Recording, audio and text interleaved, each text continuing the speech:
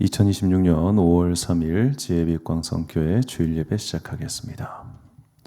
사랑과 은혜가 풍성하신 아버지 하나님, 5월의 첫 번째 주일 예배를 드리게 하시니 감사합니다.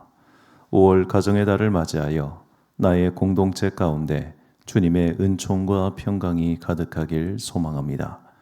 주님의 사랑을 받을 만한 그릇으로 변화시켜 주사 하늘에서 내리는 모든 은혜로 채움받게 하옵소서.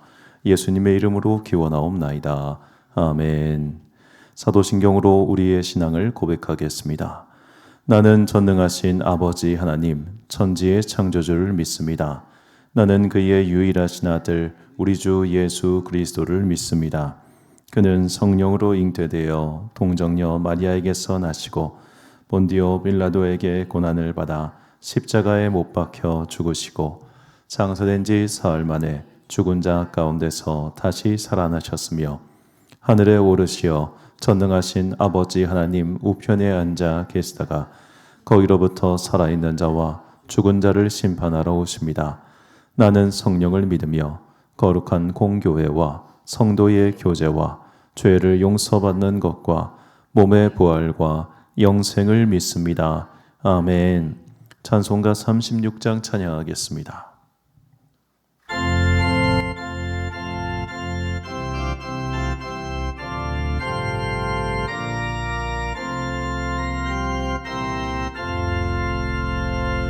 주 예수 이름 높이어 다 찬양하여라. 금면류관을 들여서 만유의 주 찬양. 금면류관을 들여서 만유의 주 찬양. 주 예수 당한 고난을 못 잊을 죄인아, 내 귀한 몸에 바쳐서 만유의 주 찬양. 내 귀한 몸에 바쳐서 만유의 주 찬양. 이 지구 위에 거하는 온 세상 사람들, 그 크신 위엄 높여서 만유의 주 찬양. 그 크신 위엄 높여서 만유의 주 찬양. 주 믿는 성도다 함께 주 앞에 엎드려 무궁한 노래 불러서 만유의 주 찬양. 무궁한 노래 불러서 만유의 주 찬양. 아멘.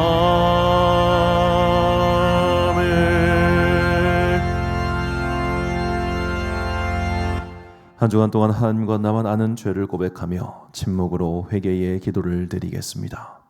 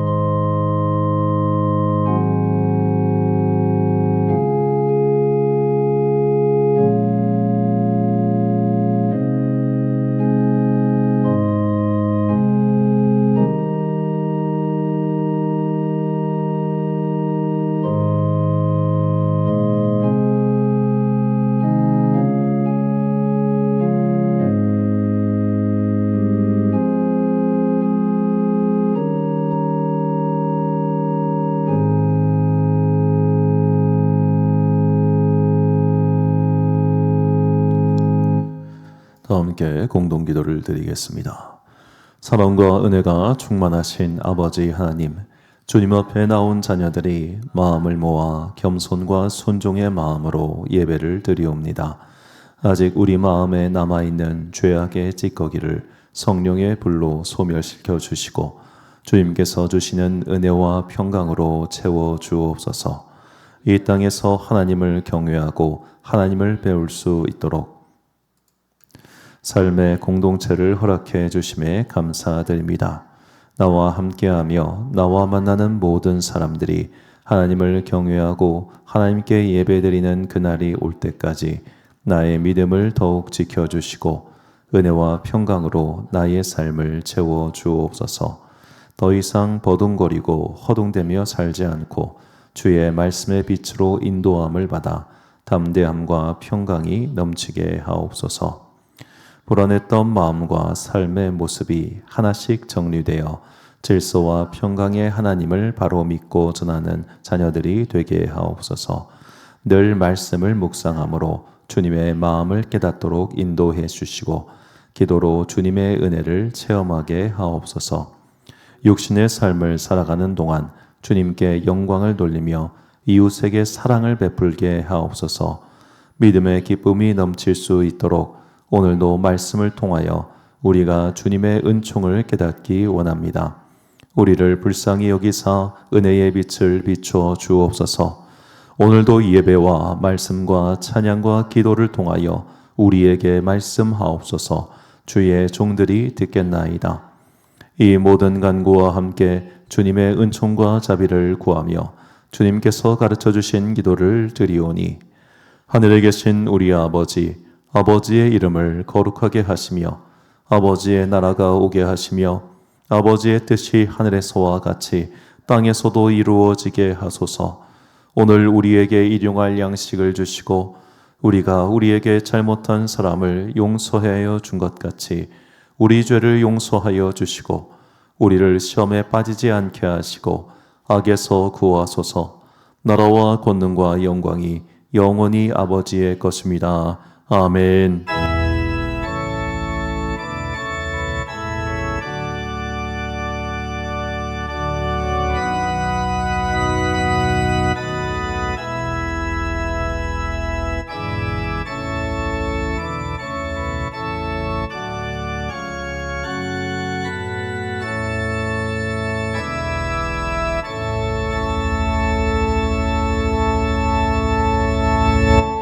사제의 말씀 선포하겠습니다.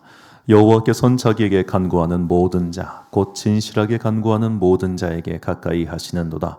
그는 자기를 경외하는 자들의 소원을 이루시며 또 그들의 부르짖음을 들으사 구원하시리로다. 아멘. 5월이 시작되었습니다. 이제 여름을 알리는 입하가 다가옵니다. 남은 봄의 은혜를 누릴 수 있도록, 그리하여 여름의 갈급함에서 벗어날 수 있도록 은혜로 날마다 나를 채워달라고 진심으로 간구하는 여러분과 제가 되시길 주님의 이름으로 축원합니다. 교독문 95번을 함께 교독하시겠습니다. 내가 사람의 방언과 천사의 말을 할지라도 사랑이 없으면 소리나는 구리와 울리는 꽹과리가 되고 내가 예언하는 능력이 있어 모든 비밀과 모든 지식을 알고 또 산을 옮길 만한 모든 믿음이 있을지라도 사랑이 없으면 내가 아무것도 아니에요. 내가 내게 있는 모든 것으로 구제하고 또 내 몸을 불사르게 내줄지라도 사랑이 없으면 내게 아무 유익이 없느니라. 사랑은 오래 참고 사랑은 온유하며 시기하지 아니하며 사랑은 자랑하지 아니하며 교만하지 아니하며 무례히 행하지 아니하며 자기의 유익을 구하지 아니하며 성내지 아니하며 악한 것을 생각하지 아니하며 불의를 기뻐하지 아니하며 진리와 함께 기뻐하고 모든 것을 참으며 모든 것을 믿으며 모든 것을 바라며 모든 것을 견디느니라. 사랑은 언제까지나 떨어지지 아니하되 예언도 패하고 방언도 그치고 지식도 패하리라. 함께 있습니다. 그런즉 믿음, 소망, 사랑 이 세 가지는 항상 있을 것인데 그 중에 제일은 사랑이라. 아멘. 찬송가 325장 찬양하겠습니다.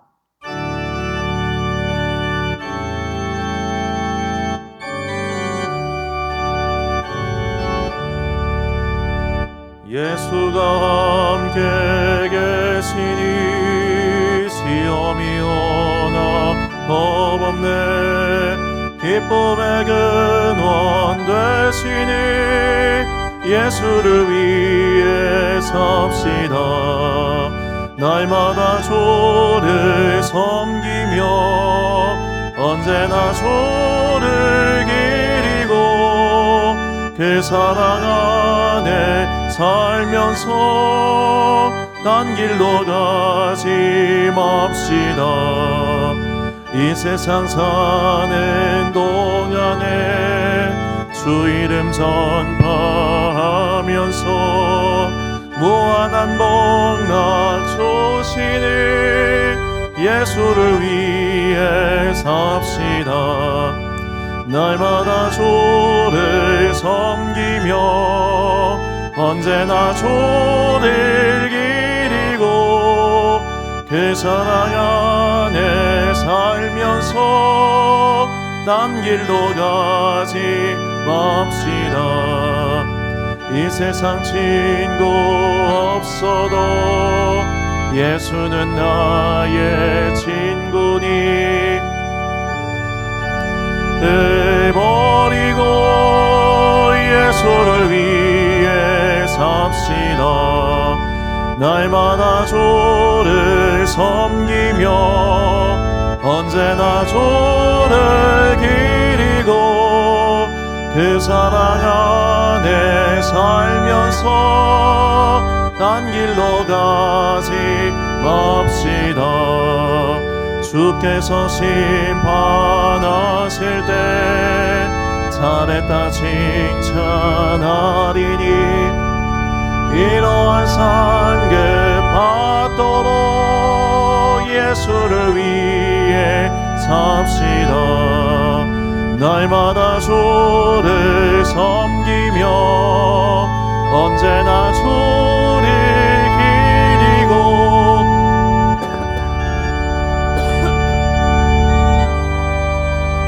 딴 길로 가지 맙시다. 지난주 봉헌하신 분들입니다. 김정환 시사님 가정에서 주저헌금 드리셨고 오미영 시사님 가정에서 주저헌금 드리셨습니다. 홍윤수 집사님, 박영수 성도님 가정에서 드리셨고요. 백유원 집사님 가정에서 드리셨습니다. 11조헌금 정의원 집사님, 오광길 장로님, 엄영숙 권사님, 김영화 집사님, 그리고 김명종 장로, 김봉석 집사님 드리셨습니다. 감사헌금 오미영 집사님, 그리고 은강이 박선민 집사님, 문승식 이규수 성도, 박송희 성도, 엄영숙 권사님 드리셨고요. 성경건 건축공무 1천번째 오영은 집사님 드리셨습니다. 목적헌금 송금란 권사님 어린이 행사 위하여 목적헌금 해주셨습니다. 모든 분들께 주님의 은혜가 풍성히 임하기를 항상 기도하고 축복하고 소망하고 있습니다.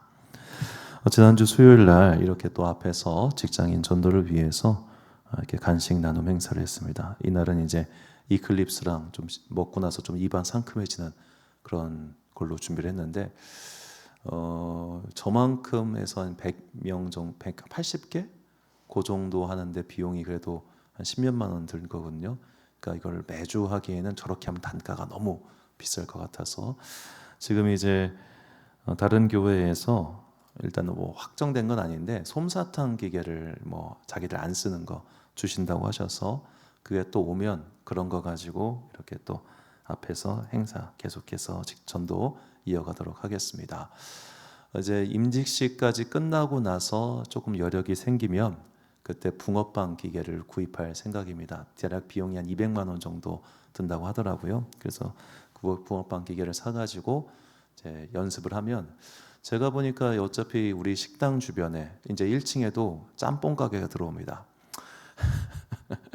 식당들 먹고 나면 그런 달달한 붕어빵 같은 경우는 여름에도 먹을 것 같아요. 성인들은, 애들은 안 먹을 수 있지만 그래서 그런 것들을 계속해서 이제 이 주변 직장인들에게 여기에 교회가 있다라는 걸 좀 인식시키고 또 그들도 한번 교회 하나 나가볼까 이런 마음이 생길 수 있도록 계속해서 이런 직장인 전도 이어가도록 하겠습니다. 이를 위해서 함께 기도해 주십시오. 우리 교회 옥상에 이렇게 아이들이 놀 수 있도록 풀장을 설치를 해놨습니다. 이게 이제 설치했다 접었다 하는 식인데, 이 코스트코 가니까 할인해가지고 또 싸게 팔더라고요. 감사하게도. 그래서 일단 밖에다가, 오늘도 하필 비가 와가지고 좀 아쉽긴 한데 일단 설치를 이렇게 해놓을 생각입니다. 그래서 아이들이 좀 토요일 날 놀고 싶다, 혹은 뭐 주일날 오후에 놀고 싶다 하면은 저한테 말씀해 주시면 이제 제가 최소한 저거 설치하는 시간이 좀 걸리기 때문에 3-4시간 전에는 꼭 말씀을 해주셔야 됩니다. 물 받는 시간도 있고. 이렇게 해서 좀 아이들이, 저는 제가 꿈꾸는 어떻게 보면 목적으로 하는 교회는 아이들이 이곳에 와서 좀 행복을 느끼고 갔으면 좋겠습니다. 좋은 기억이죠. 그런 교회에 대한 좋은 기억들이, 이 아이들이 설령 이제 청소년기, 성인기 돼서 교회를 잠시간 떠나더라도 나중에 그들의 발걸음이 이곳으로 오게 만드는 동력이 될 거라 제가 믿기 때문입니다. 우리 아이들이, 우리 아이들뿐만 아니라 더 나아가서 이제 지역사회 아이들이 이곳에 와서 좀 좋은 기억을 안고 갈 수 있도록 또 함께 기도해 주시고 애써 주시기를 부탁드리겠습니다. 다가오는 이제 수요일 날, 내일 모레 수요일 날 교회 싱크대 공사합니다. 우리 교회 싱크대가 이제 식수, 밥을 먹는 인원이 늘어나면서, 저게 원래는 저거 손 씻는 용도로만 해놓은 싱크대예요. 그러다 보니까 계속 막혀가지고 안 되겠다 해서 싱크대 확장 공사를 수요일 날 합니다. 시간 되시는 분들 오셔서 뭐 다르하고 설치하는 거 좀 도와주시고 함께 해주시면 좋겠습니다.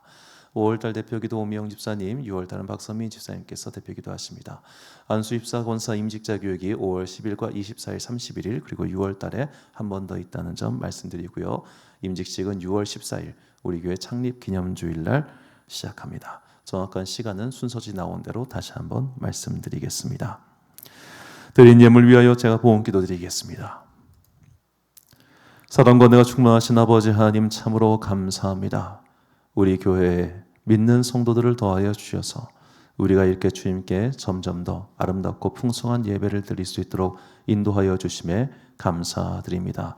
주님의 손이 우리와 함께하사 우리가 하는 모든 일들이 주님의 기쁨 되게 하여 주옵소서.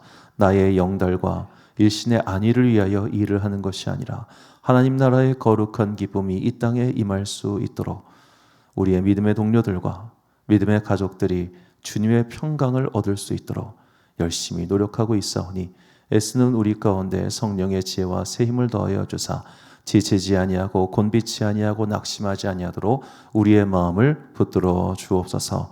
함께 섬기는 모든 성도들 삶 가운데 은혜와 평강이 넘치기를 간절히 소망합니다.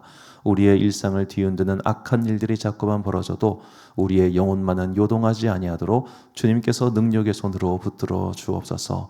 병들고 아픈 자들이 많이 있사오니 주님께서 그들의 육신에 강건함을 허락하여 주사 하나님 나라를 위하여 충성할 수 있도록 그들을 붙잡아 주옵소서. 우리가 건강하기 위하여 주님을 믿는 것은 아니오나 건강하지 않으면 주님의 일을 할 수 없사오니 우리를 불쌍히 여기시고 우리에게 자비와 긍휼을 베푸사 우리의 육신 가운데 평강의 은혜가 넘치게 하여 주옵소서. 그리하여 그 힘으로 나를 위하여 사는 것이 아니라 하나님께 감사하고 하나님 나라의 귀한 도구가 되게 하여 주옵소서.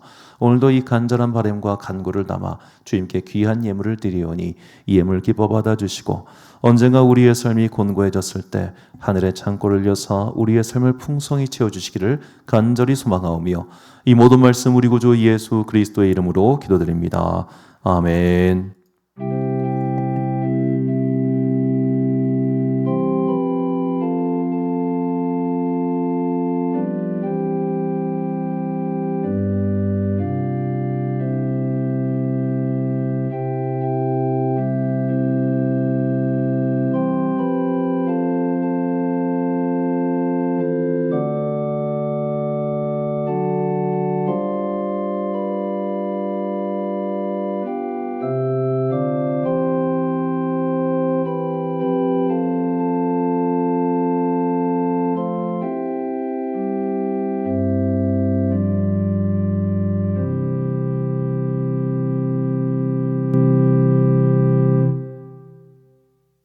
오늘 우리에게 주시는 하나님의 말씀 신명기 11장 18절부터 25절까지 말씀입니다. 신명기 11장 18절부터 25절까지 말씀.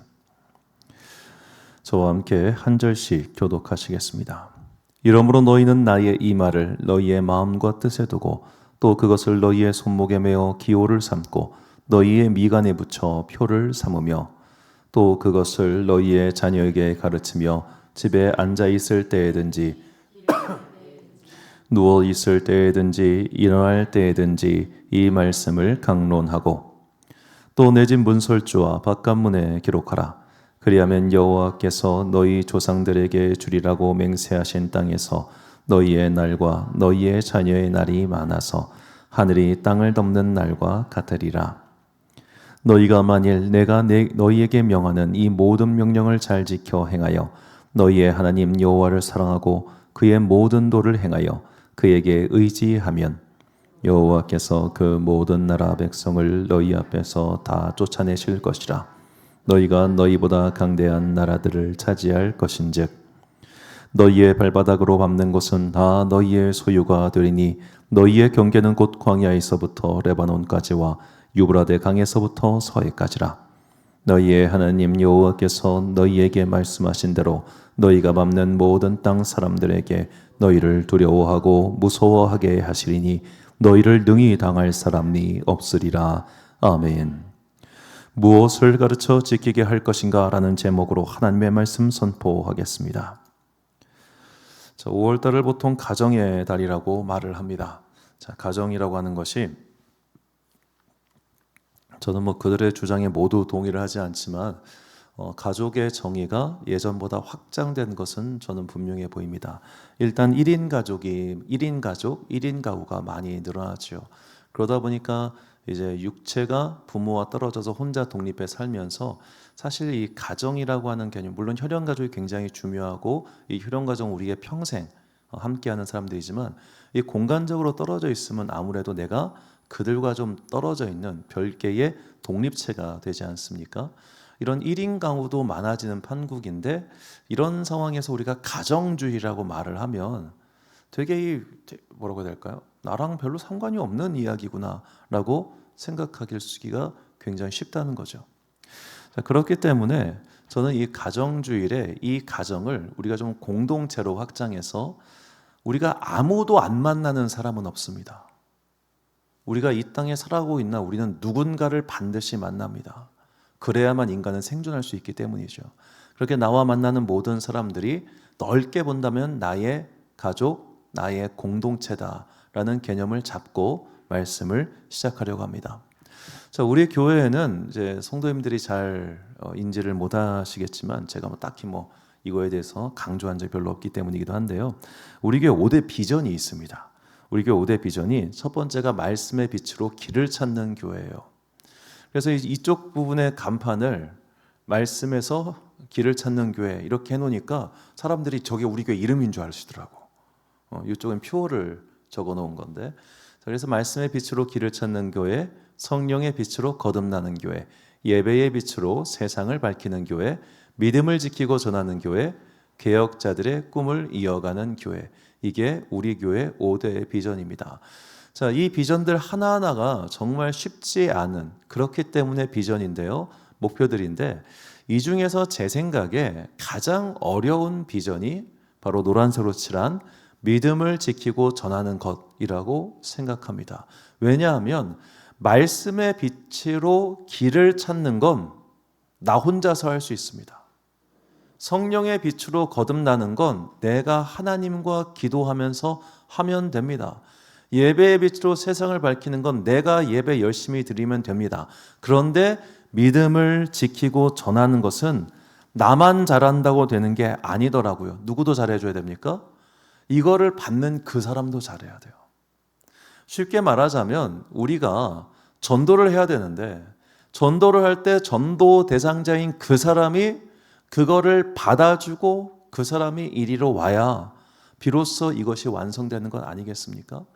내가 나의 믿음을 지키는 것도 물론 쉽지는 않습니다만 남을 믿게 하는 것보단 쉬워요. 우리가 이제 많이 착각하고 오해하는 것 중 하나가 부부 사이가 됐던 연인 사이가 됐던 많이 참 오해하고 힘들어하는 이유가 뭐냐면 상대를 바꾸려 하기 때문입니다. 안 바뀝니다. 그 사람. 내가 바꿔야지. 상대를 바라보는 나의 시선, 나의 마음, 나의 행동이 바뀌지 않으면 그 사람은 안 바뀌어요. 그러니까 내가 나를 바꾸려고 노력해야지 상대를 바꾸려고 하면은 어렵단 말이죠. 하지만 전도는 어쩔 수 없이 상대를 바꿔야 하는 행동인 겁니다. 그러니까 얼마나 힘들겠습니까?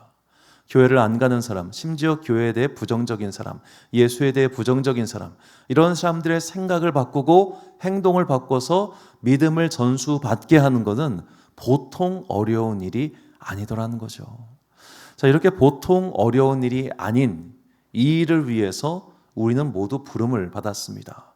우리 교회 다니니까 그걸 해야 된다, 그런 말씀이 아니라 모든 믿는 자들, 모든 하나님을 믿기로 결단한 자들에게는 나와 접촉하는 모든 공동체원들에게 하나님을 가르쳐 줘야 할 거룩한 의무가 있다는 겁니다. 이 거룩한 의무, 복음을 가르치고 하나님을 가르치고, 작게는 그들을 교회로 인도하고 크게는 그도 하나님을 믿는 자녀로서 굳게 세워주기 위해서는 우리는 어떻게 해야 될까요? 오늘 가정주의를 맞이해서 우리가 어떻게 믿음을 가르칠 것인가, 그리고 그것을 지키게 할 것인가, 이것을 말씀을 통해서 상기시키고, 그리고 나 또한 그 말씀을 지켜나가는 복받는 여러분과 제가 되시기를 주님의 이름으로 축원합니다. 첫 번째로 우리는 하나님의 계심을 가르쳐야 합니다. 하나님께서 계시다. 사도행전 17장을 보면 사도 바울이 2차 선교 여정을 떠났을 때 그가 아테네를 들린 장면이 나옵니다. 우리말 개역개정 성경에는 아덴이라고 나오죠. 이 아테네라고 하는 도시는 우리가 잘 알다시피 이 고대 철학의 중심 도시였습니다. 그런데 이 고대의 철학이라고 하는 것은 자연을 해석하는 학문이었어요. 왜 불은 타오를까? 왜 빛은 존재할까? 왜 바람은 불까? 이거를 탐구하는 철학이 그리스 철학이었습니다. 그렇기 때문에 어떤 사람들은 이것을 초기 과학이라고도 부릅니다. 하지만 이것은 과학이라 부르기 이전에 그들 본인들은 어떻게 생각했냐? 신학이라고 생각했어요. 이 모든 것들이 작용하는 신의 원리들이 있는데 우리는 그것을 탐구하는 사람들이다 라고 그렇게 생각한 겁니다. 그래서 그들에게 진리란, 그들에게 철학이란 결국 신적인 존재를 사랑하는 행위였습니다. 그렇기 때문에 그곳에는 온갖 종류의 신에 대한 신전들이 있었습니다. 우리가 그리스 신화하면 올림푸스 신들만 떠오르기 쉽지만 사실 그들은 다신교 문화였기 때문에 온갖 종류의 신들을 다 섬긴 거예요. 꿈의 신도 있고요, 불행의 신도 있고요, 온갖 신들이 다 있어요. 이런 관념적인 의미의 신도 있지만 실제적인 의미, 재봉틀의 신도 있고 온갖 신들이 다 있단 말이에요. 그런데 그런 사람들을 위한 신들을 일괄적으로 하나씩 다 만들 수 없으니까 모두를 위한 신이다 라고 해서 그들이 만들어 놓은 것이 만신전입니다. 모든 신을 위한 신전이죠. 이 신전이 남아있는 게 로마에 가면 판테온이라 불리는 만신전이 남아있습니다. 정말 거대한 건축물이죠. 자, 바울이 이런 이름도 모르는 신들에게 바치는 신전을 보면서 격분해서 이런 건 다 참신이 아니야, 진짜 신이 계셔 라고 막 설교를 하고 또 그런 사람 논파하기 시작합니다. 그러자 그들이 바울에게 판을 깔아줍니다.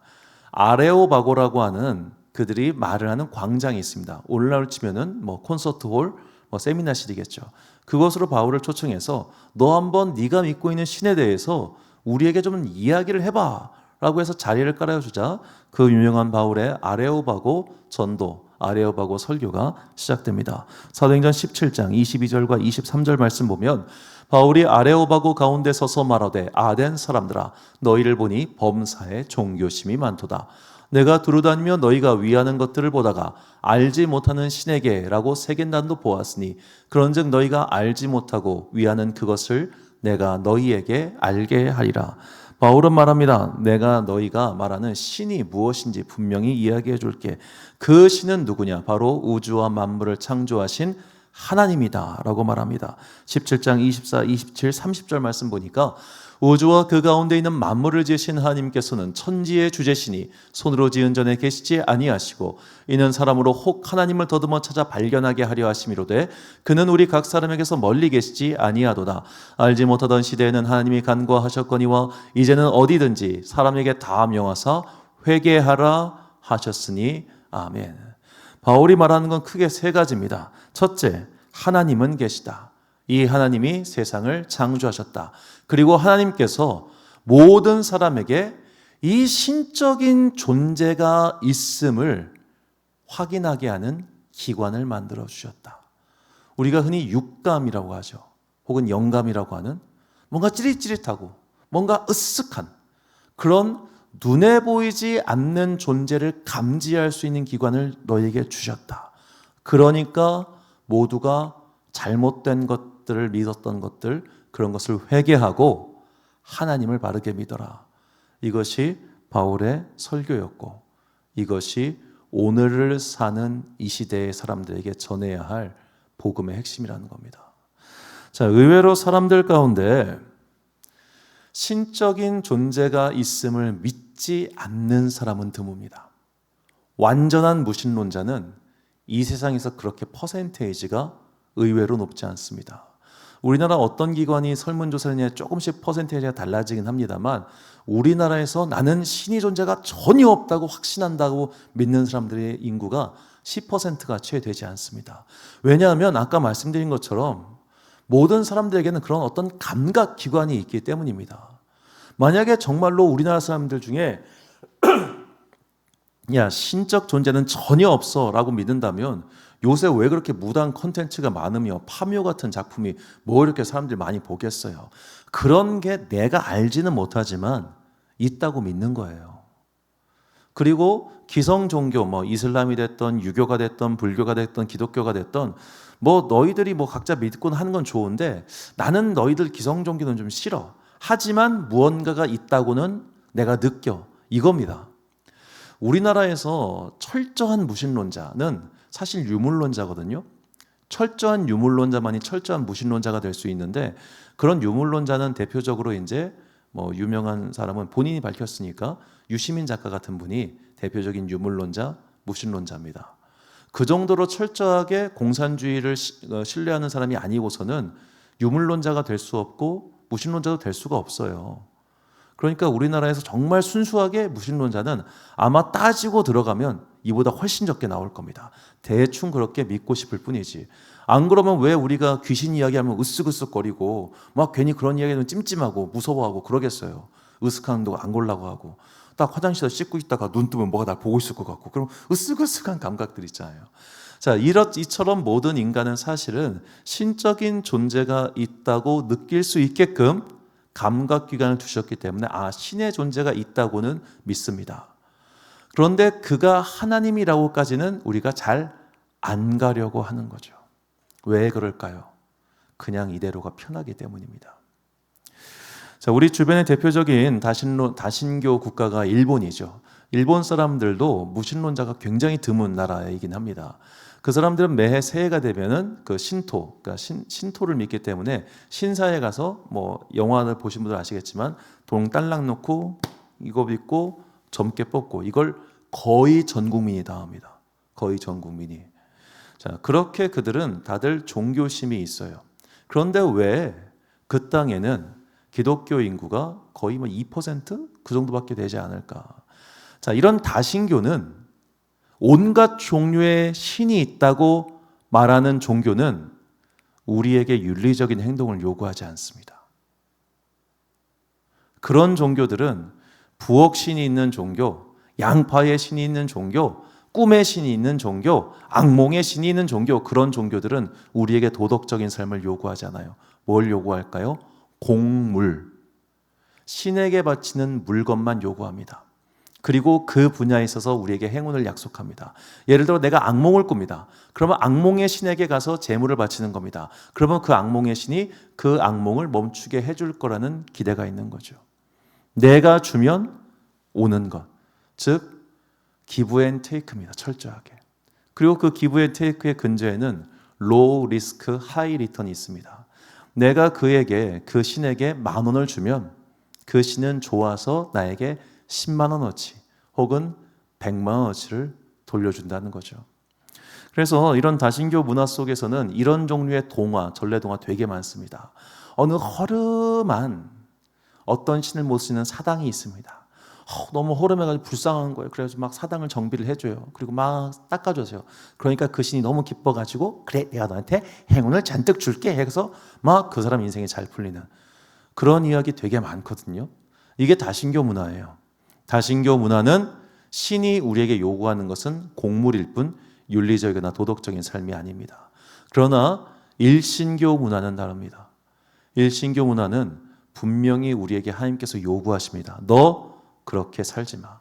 그리고 엄밀히 따지자면 이 지구상의 일신교 문화는 하나님 여호와를 섬기는 신앙밖에 없어요.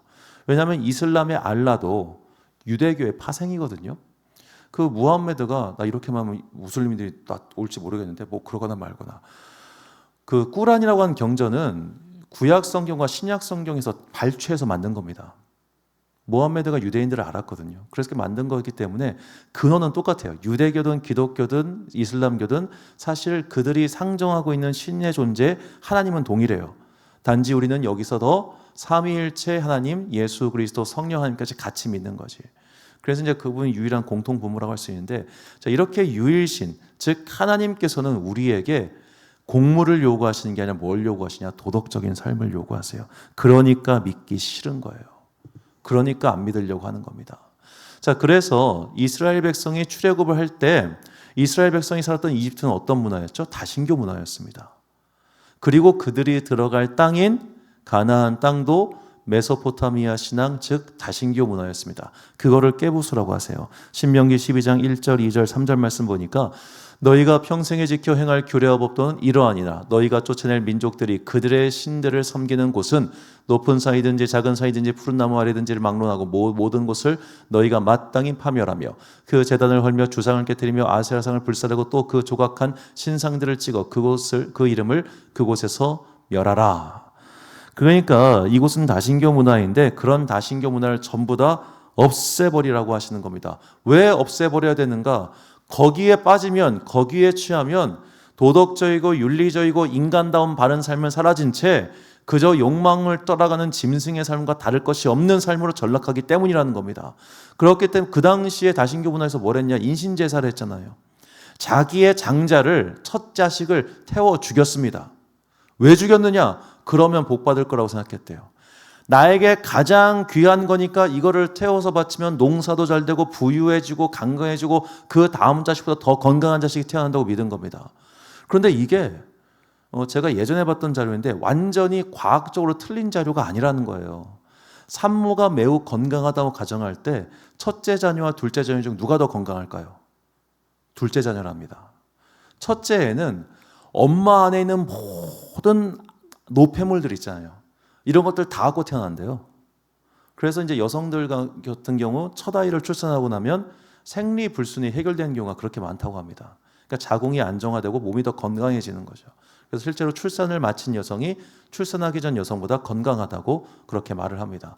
그래서 이제 출산을 한 여성들은 이제 나중에 뭐 유방암이라든지 자궁암이라든지 이런 암 확률도 줄어든다고 하잖아요. 그러니까 첫째는 사실 좀 빈약한 거예요. 보통 이제 이런 게 잘 드러나지 않는 이유는 둘째부터는 산모의 나이가 많아지기 때문이지만 나이가 같다고 가정하면 첫째가 더 약할 확률이 높다라고 제가 어떤 책에서 본 적이 있습니다. 자, 이걸 가정할 때 나에게서 약한 걸 떨궈내가지고 더 좋은 것들이 드러날 때가 좋은 거 아니에요. 이게 다신교예요. 그냥 약한 건 떨궈내고 강한 것만 취할 수 있으면 그 어떤 것도 상관없다고 하는 그런 비윤리적인 생태. 그곳에는 질서도 없고 오직 욕망만이 가득한 그런 세계일 뿐이죠. 하나님께서는 너희가 그런 세계에 감염되면 안 돼. 그렇기 때문에 다 찍어버려. 그리고 나를 경외하고 내가 말하는 이 모든 법도를 지켜 행하라고 말씀하시는 겁니다. 신명기 10장 12절 말씀 보니까 이스라엘아 내 하나님 여호와께서 내게 요구하는 것이 무엇이냐 곧 내 하나님 여호와를 경외하여 그의 모든 도를 행하고 그를 사랑하며 마음을 다쓰고 뜻을 다하여 내 하나님 여호와를 섬기고 하나님을 경외하라 하나님을 두려워하라 하나님이 계시기 때문에 너희는 이 명령을 지켜 행하라 이것을 가르치라는 겁니다. 이것을 우리는 모두 알게 모르게 귀신의 존재, 영적인 존재를 두려워합니다. 두려워하지 않는 사람은 한 명도 없습니다. 오죽하면 두려우니까 고사 같은 거 지내는 거 아니겠어요? 다 두려워해요. 그 두려운 마음을 가진 자들에게 선포하는 겁니다. 네 두려움은 타당해. 왜? 하나님께서 그런 기관을 주셨거든. 그 두려움의 방향을 이제 쓸데없는 귀신, 잡것들에 두지 말고 하나님께 두라는 거예요. 하나님께 두도록 가르치고 하나님께 두도록 하는 겁니다. 내가 그렇게 살아야죠. 내가 그렇게 살면서 그를 그렇게 인도하는 겁니다. 이렇게 하나님을 경외하는 자들은 무엇을 두려워하게 되는가? 결국에는 천국을 사랑하고 지옥을 두려워하게 되는 것이죠. 예수님 말씀하십니다. 마태복음 10장 28절 말씀 보니까 몸은 죽여도 영혼은 능히 죽이지 못하는 자들을 두려워하지 말고 오직 몸과 영혼을 능히 지옥에 멸하실 수 있는 이를 두려워하라. 아멘. 간단히 말하자면 하나님을 경외하게 하는 것, 그리고 플러스로 뭐냐? 천국과 지옥이 있다는 것. 하나님을 믿는 자는, 그리고 그분의 말씀을 지키는 자는 천국으로 가게 되고, 안타깝지만 하나님을 믿지 않고 그분의 말씀을 지키지 않는 자는 지옥으로 가게 된다는 것. 이것을 우리가 분명하게 내가 지키고 그것을 가르칠 때, 그리고 내가 믿고 그것을 나의 믿음의 대상자, 전도의 대상자에 전할 때 그는 최소한 찝찝한 마음이 있어서라도 교회를 가게 될 겁니다. 혹은 인생의 말년에 건강이 상하고 인생이 고난에 처했을 때 그래도 하나님을 찾게 될 겁니다. 의외로 제가 쭉 봤을 때 전도하기 제일 좋은 시간이 언제인 줄 아십니까? 장례식 때예요. 장례식 때, 장례 예배 때 그 가족들 가운데 믿는 사람만 있는 거 아니지 않습니까? 안 믿는 사람도 분명히 있을 겁니다.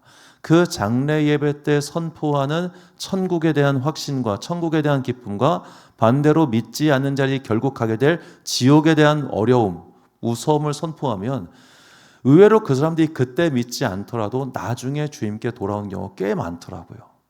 그러니까 우리가 하나님을 경외하는 것은 보이지 않는 세계가 있다는 것을 믿는 것이고, 보이지 않는 세계가 있기 때문에 오늘의 삶을 잘 사는 것이고, 오늘의 삶을 잘 사는 방법은 주님을 경외하고 하나님께 예배드리고 하나님의 말씀을 쫓아 사는 것이다. 이것을 내가 지키고 가르칠 때 나에게 있는 천국의 기쁨, 천국의 소망이 나의 믿음의 대상자인 그에게도 동일하게 임하게 될 것을 믿습니다. 이 믿음과 회복의 날을 위하여 가르쳐 지키게 하는 여러분과 제가 되시기를 주님의 이름으로 축원합니다. 자, 두 번째로 우리는 말씀을 가까이 두어야 합니다. 이것을 가르쳐야 됩니다. 자, 말씀을 가까이 둔다고 하는 것은 마치 비유하자면 이런 겁니다. 자, 우리가 운동하시죠? 자, 매일매일 운동을 한다고 할 때 매일매일 운동을 하려면 어떻게 해야 됩니까? 일단 가까운 헬스장에 등록해야 됩니다. 제가 얼마 전에 뉴스를 보니까 이 천안 불당동 쪽에 우리나라에서 가장 큰 피트니스 센터가 생겼대요. 되게 궁금해요. 도대체 어떤 기후가 있을까? 어떤 게 있을까? 되게 궁금한데 전 등록하지 않습니다. 여기서 불당동까지 일주일에 3번 이상 갈 자신이 없어서입니다. 우리가 보통 등록하는 헬스장은 아파트 헬스장 아니면 최소한 가까운 데겠죠.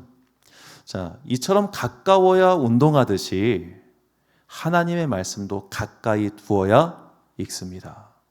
이것은 비단 성경을 우리의 육체 가까이에 두는 것만을 의미하지 않습니다. 요새는 예가 있잖아요. 너무너무 괜찮은 믿음 생활에 유용한 도구인 요 스마트폰 친구가 있기 때문에 이걸로 앱을 깔든 묵상 큐티를 깔든 하다못해 우리나라 사람이 전국에서 가장 많이 사용하는 앱이 뭘까요? 유튜브 앱입니다. 거기서 성경 통독도 있고 성경 공부도 있고 너무너무 많아요. 얘만 들고 있으면 말씀을 가까이 하는 게 절대로 어렵지 않더라는 겁니다.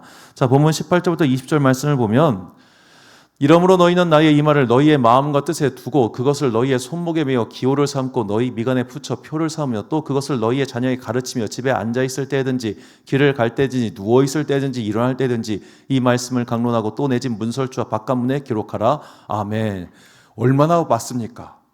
이걸 여기에 다 붙이고 길을 갈 때든지 누워있을 때든지 일어날 때든지 이거 보잖아요. 그러니까 얘를 가까이 하는 것, 얘를 통해서 얘를 스마트폰을 말씀의 도구로 삼으면 그야말로 이것은 가르치기가 어렵지가 않다는 겁니다. 자, 그런데 여기다 게임은 깔아도 성경 앱은 잘 안 깔아요. 게임 유료 결제는 10만 원을 써도 성경 앱 결제 2만 5천 원 너무너무 아까워요. 자, 우리는 왜 이렇게 좋은 도구가 있음에도 불구하고 사용하지 않을까요? 자극적이지 않기 때문입니다. 자극적이지 않으니까.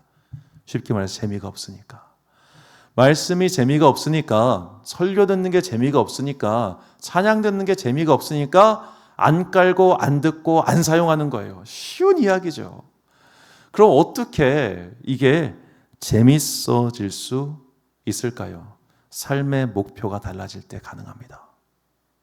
내 삶의 목표가 나의 감각기관의 쾌락이라면 얘를 가지고 절대로 말씀을 읽으려 하지 않을 겁니다.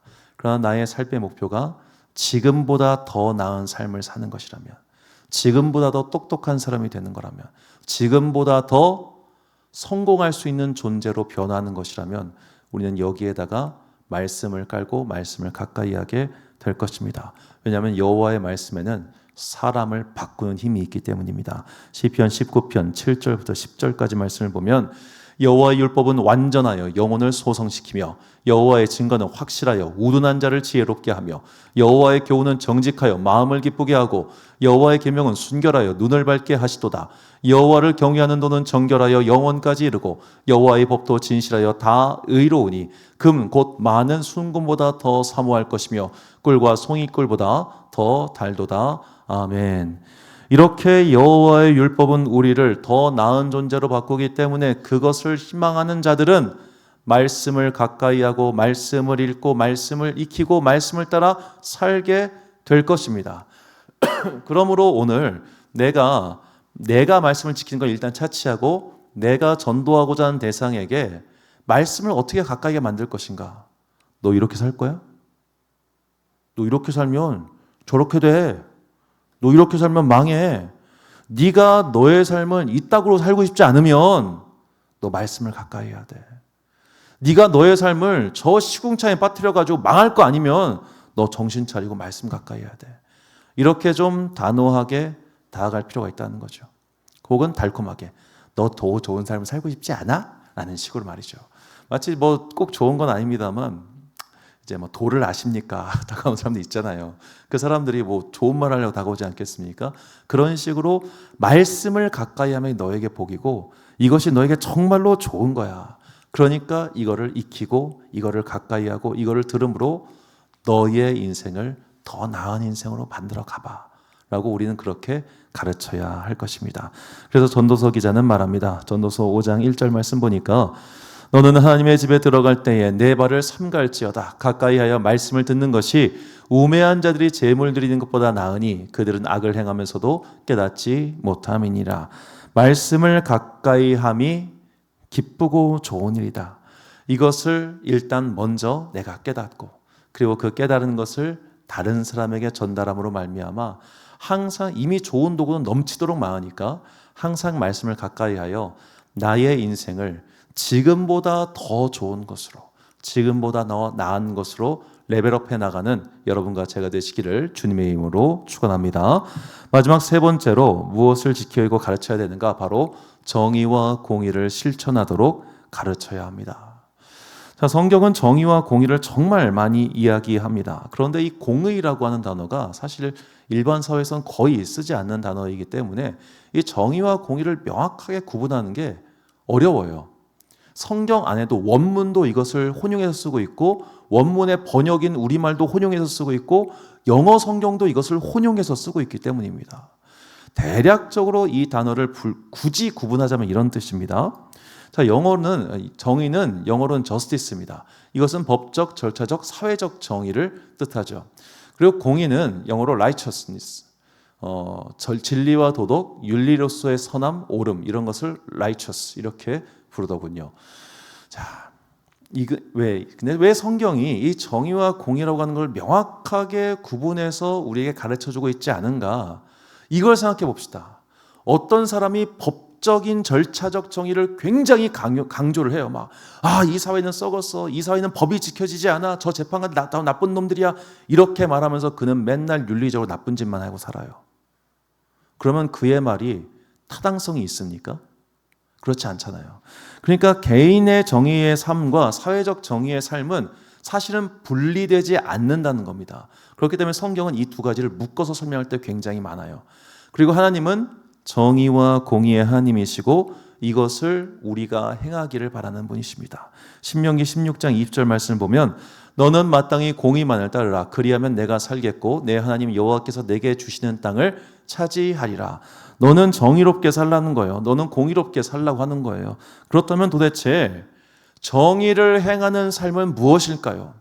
내가 재판관이 되고 검사가 돼서 나쁜 놈을 전부 다 징역 주고 판결 주고 붙잡는 것도 정의의 일환이지만 오늘 우리가 경찰관과 법관이 아닌 이상 그 일을 행할 수 없지 않습니까?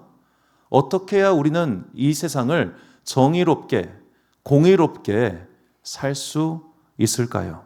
신명기는 말합니다. 신명기 10장 17, 18, 19절 말씀 보니까 너희의 하나님 여호와는 신 가운데 신이시며 주 가운데 주시오 크고 능하시며 두려우신 하나님이시라. 사람을 외모로 보지 아니하며 뇌물을 받지 아니하시고 고아와 과부를 위하여 정의를 행하시며 나그네를 사랑하여 그에게 떡과 옷을 주시나니 너희는 나그네를 사랑하라. 전에도 너희도 애굽 땅에서 나그네 되었음이니라. 아멘. 하나님이 정의를 행하신데 어떻게 행하시냐? 가난한 자에게 떡과 옷을 주시니 너희도 이와 같이 행하라예요. 우리가 이 땅에서 정의를 행하는 방법, 공의롭게 사는 방법은 무엇이냐? 하나님의 명령에 따라 나의 주변에 어려운 자에게 손을 펴서 돕는 겁니다. 이게 정의롭게 사는 겁니다. 오늘 내가 100만 원의 수입이 있습니다. 그 수입 중 일부를 항상 어려운 자들을 위한 수입으로 지출로 남겨두는 거예요. 이걸 가지고 어떻게 이웃을 도울까? 우리가 사실 교회에 11조라고 헌금을 하는 것도 이 일을 교회가 대리해서 해줘야 하기 때문에 드리는 겁니다. 그러니까 교회는 지역사회와 이 어려운 이웃을 섬기는 게 교회의 의무예요. 의무. 교인들의 헌금에는 그런 의미와 목적이 담겨 있기 때문입니다. 내가 이걸 일일이 할 수 없으니 교회가 이것을 대신 해주세요 라는 거죠. 그러니까 제가 여러분 헌금을 다 착복하면 나는 사꾼이고 못된 놈이지. 근데 여기 중에서 항상 일부를 나보다 더 어려운 사람들, 더 어려운 조직, 필요한 곳에 써야 되는 것이 교회의 사명이라는 겁니다. 우리가 그를 위해서 헌금하는 거고. 근데 헌금하기 싫을 때가 있잖아요. 솔직히. 그럴 때는 어떻게 하면 좋은가? 헌금을 하지 않아도 돼요. 그러나 그 돈만큼, 그 비율만큼을 이 땅의 가난한 사람들을 위한 내가 사용을 해야죠. 월드비전을 통해서든 굿네이버스를 통해서든 어떤 조직을 통해서든 혹은 내가 알고 있는 복지단체에 기부를 하든 그런 방법을 통해서 우리는 그것이 정의와 공의를 실천하고 이것을 통해서 하나님을 기쁘시게 하는 인생이 되는 겁니다. 신명기 15장 4절과 5절 11절 말씀을 보면 그 명령을 다 지켜 행하면 너희 중에 가난한 자가 없으리라. 당연하죠. 이웃에게 나눠주라고 하셨는데 가난한 자가 없겠죠. 11절 땅에는 언제든지 가난한 자가 그치지 아니하겠으므로 내가 내게 명령하여 이르노니 너는 반드시 내 땅 안에 내 형제 중 곤란한 자와 궁핍한 자에게 내 손을 펼지니라. 아멘. 이것이 이 땅에서 정의를 실천하는 길입니다. 이렇게 정의를 실천하는 자에게 주님께서 복을 주시고 함께 하시고 온갖 것들을 채우신다고 신명기는 계속 이야기합니다. 그러니까 신명기의 내용은 거의 동어반복이에요. 하나님 잘 믿어. 그분을 경외해. 그 말씀을 지켜. 그 말씀을 가까이 해. 그리고 정의를 행해. 이 이야기가 내용만 다르면 똑같은 주제가 반복되는 게 신명기입니다. 이렇게 행하면 너희가 너희의 삶 가운데 은혜를 얻게 될 것이다 라고 말을 하죠. 제가 고향이 대전 사람으로서 이제 갑자기 엊그저께 이제 대전에서 대학 다니고 있는 이 천안의 한 청년이 이제 선물을 사왔어요. 성심당 빵을 사왔더라고. 대전 사람이 나에게 성심당 빵을 하여튼 감사히 먹었는데 이 성심당 이제 지금은 이 여기 매출이 전국의 파리바게트 매출 합한 것만큼 크다고 하니까 어마어마한 빵집이 됐는데 자, 이 빵집은 바로 길 건너편에 이제 대전에 성당이 있습니다. 그 성당 다니시던 분이 이 빵집을 세워서 성스러운 마음이 다해서 성심당이에요. 이 빵집은 이제 이렇게 부활절 기간이 되면은 성찬에스라고 이런 빵을 만들긴 합니다. 근데 이게 저게 본점에서만 팔기 때문에 갈 수가 없어요. 저걸 하여튼 이런 빵도 팔긴 하는데 이 카톨릭 아주 유명한 카톨릭 회사예요. 이 회사가 이 당시에 거의 대전역에서 멀지 않은데 하루에 판 빵이 남으면 그 남은 빵을 전부 다 노숙자에 다 줬습니다. 다 줬어요. 그렇게 해서 그 빵집이 지금의 빵집이 된 거예요. 여기가 한 번은 가게가 전소한 적도 있습니다. 싹 내용물이. 그때 그 전소한 내용물을 직원들이 모여 살리겠다고 하면서 오히려 그 회장님은 그때 포기하려고 하셨어요. 이거 접어야겠다. 안 하겠다. 다 타버렸으니까. 근데 직원들이 이 가게 망하면 안 된다고 해가지고 막 그 타련이 뭐 돌리고 해가지고 그래서 이 빵집 일어난 거예요. 제가 기억하기로 한 2000 코로나 그 전부터 조금씩 유명하기 시작해가지고 했는데, 여기가 이제 대전 땅을 벗어나지 않는 이유도 자기네들이 이렇게 자리를 잡고 있어야 그 지역 상권이 사니까. 저 빵집 아니면 거기가 은행동이거든요. 거기 다 죽어요. 거기서 이제 조금 더 걸어가면 대전 한화 이글스 파크 야구장이 있는데, 거기서 빵 사 먹고 야구장 가서 야구 보고 소리 지르고 져서 분해하다가 다시 돌아와서 지하 타고 가는 게 우리의 일상이었는데, 자, 그런 식으로 그 땅에서 선한 뿌리를 내리니까 저는 하나님께서 이들의 복주셨다고 확신합니다. 우리가 정의와 공의를 행하는 것은 대단한 일을 하자는 게 아닙니다. 오늘 나의 도움이 필요한 사람에게 호의를 베풀어 주는 겁니다. 좀 호구가 될 수 있고 좀 어려운 일일 수도 있겠습니다만, 제가 예전에 당직 근무 설 때 일이에요. 당직을 설 때 여러 가지 사정상 오늘 당직을 나에게 토스를 해주고 싶은 사람이 있을 거예요. 누가 오늘 당직 좀 대신 서줬으면 나 이런 사정이 있는데, 저는 그런 당직을 대신 서주는 것도 굉장히 큰 사랑이라고 생각합니다. 오늘 직장 내에서 부족한 사람이 있을 거예요. 그를 돕기 위해서 내가 나도 피곤한데 한데 한 번 더 도와주는 것도 강한 자와 궁핍한 자에게 손을 펴서 돕는 겁니다. 이런 것들도 정의와 공의를 실천하는 거예요.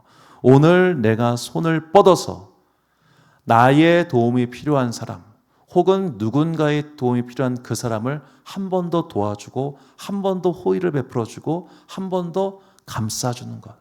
하나님은 이것을 정의와 공의로 여기시고 이것을 실천한 자에게 복을 주신다는 것을 잊지 마십시오. 이사야 선지자는 말합니다. 이사야 56장 1절 말씀 보니까, 여호와께서 이와 같이 말씀하시기를 너희는 정의를 지키며 의를 행하라. 이는 나의 구원이 가까이 왔고 나의 공의가 나타날 것임이라 하셨도다. 너희가 정의를 지키면, 즉 너희가 다른 사람을 불쌍히 여기고 그를 도우면 나도 너희를 불쌍히 여기고 너희를 도와줄 것이다.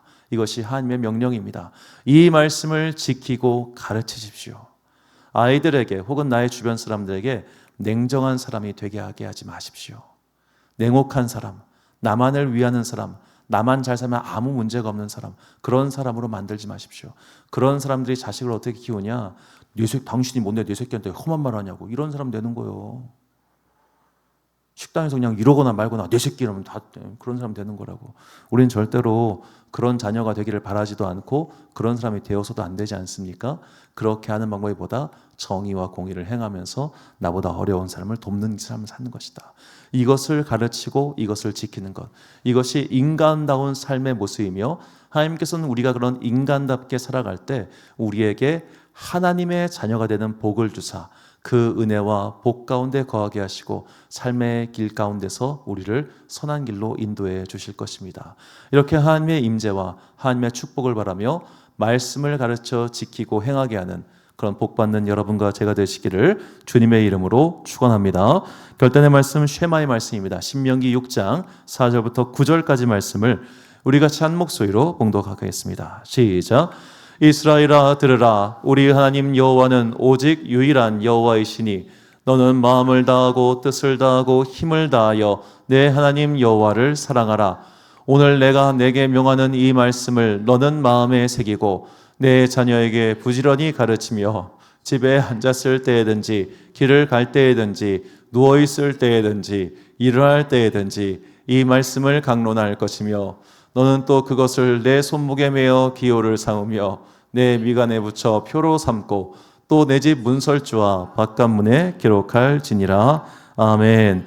사랑하는 지혜빛 광성교회 성도 여러분, 그리고 이 주일 예배 함께 드리고 계신 귀한 주님의 자녀 여러분, 우리 교회의 비전일 뿐만 아니라 모든 성도들의 비전은, 목표는 바로 전도입니다. 믿지 않는 나의 주변 사람들에게 복음을 전하고 그들을 교회로 이끌며 결국에는 그들의 영혼을 천국으로 인도해야 될 사명이 우리 모두에게 있습니다. 그 사명을 위하여 가르쳐 지키게 하십시오.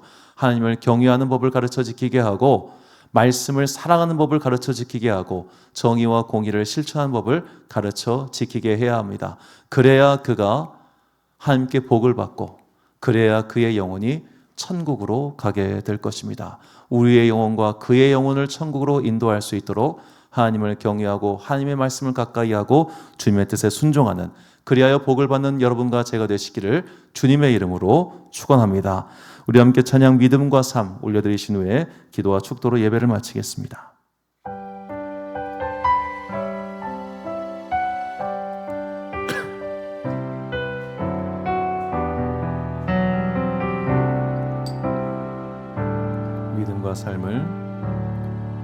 믿음과 삶을 살아내는 실력이 너무나 다른 내 모습을 볼 때에 이 모습도 주가 사랑하실까 자신 없는 내 모습 그저 주님 앞에 있네. 나 같은 자도 사랑하여 주시고 한 번도 나를 떠나지 않으셨네. 아픔 속에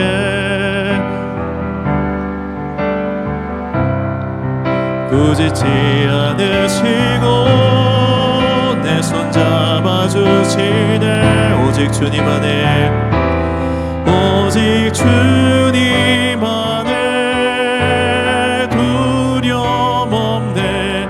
고난을 통해 날 만드심을 믿네. 주님만이 내 모든 것 되시네. 주의 강한 손 날 붙드시네. 오직 주님 안에 오직 주님 안에 소망인데 내 삶을 통해 영광 받으실 주님 주님만이 내 모든 것 되시네. 주의 선하심 나 노래하네. 아멘. 우리 시간 같이 기도하겠습니다. 주님, 이제 내가 받은 믿음을 나의 주변 사람들에게 전하고자 합니다. 하나님을 경외하는 법을 가르치게 하여 주옵소서. 말씀을 가까이 하는 법을 가르치게 하여 주옵소서. 정의와 공의를 실천하는 법을 가르치게 하여 주옵소서. 남을 가르치기 위해선 내가 먼저 이것을 실행할 줄 알아야하니 이 시간 우리의 마음 가운데 하나님을 경외하는 믿음과 말씀을 가까이 하는 사랑과 하나님의 정의와 공의를 실천하는 믿음의 행실을 우리에게 달라고 우리 다시 주여 한번 부르시고 기도하겠습니다. 주여 할렐루야. 성원의 풍성하신 아버지 하나님, 이 시간 우리가 말씀을 가까이 합니다. 이 시간 우리가 주님을 가까이 합니다. 주님을 경외하는 모든 사람들에게 성령의 은혜를 주옵시고 풍성한 성령의 은혜 가운데 이 길을 행할 수 있도록 능력의 손을 붙들어 주옵소서. 강건케 하시는 하나님의 은혜와 사랑으로 우리가 풍성히 임하기를 간구하니 주의 거룩한 은혜와 사랑을 말미암아 우리의 삶 가운데 그렇게 기쁨 임하게 하여 주시옵시고 하나님의 말씀을 사랑하고 주님의 말씀을 가까이 하며 하나님의 정의의 우리를 시작할 수 있는 자비롭고 긍휼 많은 주의 삶되게 하여 주옵소서. 이런 우리를 통하여 하나님 나라에 있다가 결국 일어날 것을 믿사오니 그 나라의 소망과 기쁨을 바라보며 우리의 삶 가운데 믿음과 삶이 하나가 되는 거룩한 일치가 일어나게 간절히 소망하며 예수의 이름으로 기도드립니다. 아멘. 사랑과 은혜가 풍성하신 아버지 하나님 참으로 감사합니다. 오늘 우리의 삶이 믿음과 삶이 일치가 되기를 소망합니다. 하나님을 더욱더 경외하고 말씀을 사랑하며 내 삶에서 정의와 공의를 실천하는 사랑과 긍휼 많은 사람 되게 하여 주시옵소서. 이렇게 주님의 뜻을 따라갈 때 주님께서 우리의 삶을 시온의 대로로 인도해 주실 것을 믿습니다.